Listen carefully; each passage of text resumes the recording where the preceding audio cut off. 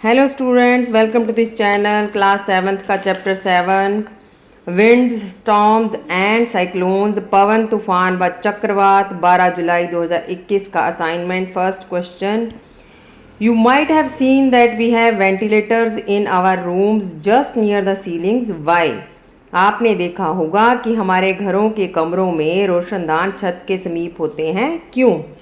Ventilators are just near the ceiling so that hot air can get out of or escape out of the house easily and air can circulate in the house.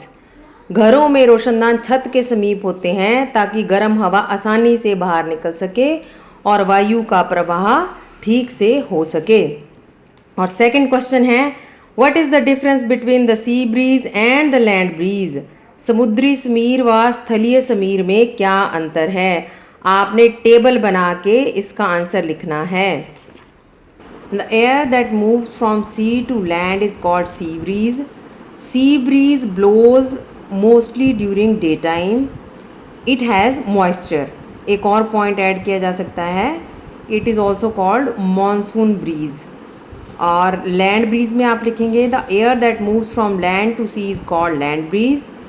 It blows during night time and it is usually dry and it blows mostly during winters. समुद्री समीर समुद्र से स्थल की ओर बहती है। यह आर्द्र व नम होती है। यह अधिकांशतः दिन में बहती है और इसे मानसून समीर भी कहा जाता है। स्थल समीर स्थल से समुद्र की ओर बहती है। यह शुष्क होती है।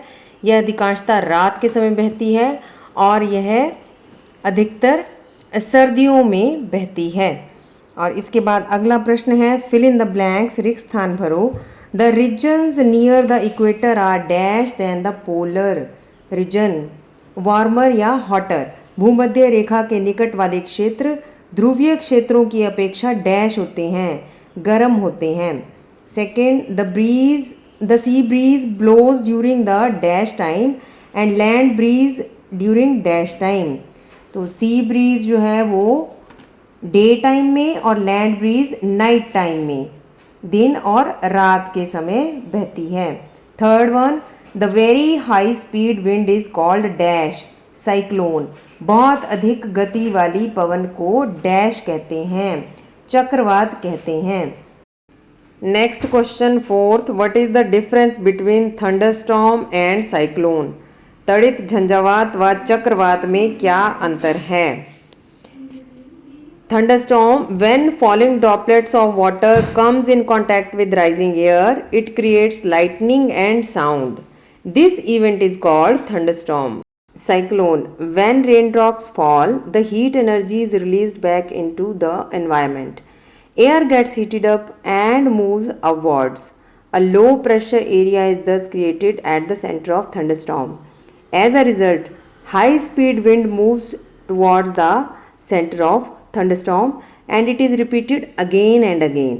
This results in formation of cyclone.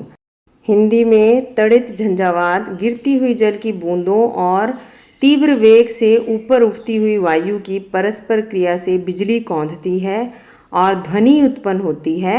इस घटना को तड़ित झंझावात कहते हैं। जब वर्षा की बूंदें गिरती हैं तो ऊष्मा वायुमंडल में निर्मुक्त हो जाती है।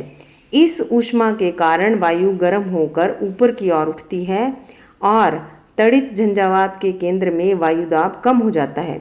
इसलिए तड़ित झंझावात के केंद्र की ओर उच्च वेग की वायु गति करने लगती है। यह क्रम बार बार होता है और इस प्रकार चक्रवात की स्थिति उत्पन्न हो जाती है। नेक्स्ट क्वेश्चन है, from where does the word monsoon got originated? Monsoon शब्द की उत्पत्ति कहाँ से हुई? फ्रॉम अरेबिक वर्ड मौसम, अरबी शब्द मौसम से।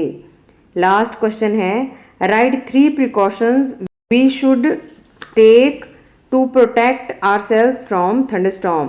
तड़ित झंझावात से बचने की 3 सावधानियां लिखो। आपकी पुस्तक में बहुत सारी सावधानियां दी गई हैं, उनमें से हम 3 लिख लेते हैं। Precautions that one should take during thunderstorm are: do not take shelter under a tree, do not sit near a window, do not use an umbrella with metal handle. तड़ित झंझावात से बचने की सावधानियाँ, किसी वृक्ष के नीचे आश्रय ना लें, धातु की छड़ी वाले छाते का उपयोग ना करें, खिड़की के निकट ना बैठें।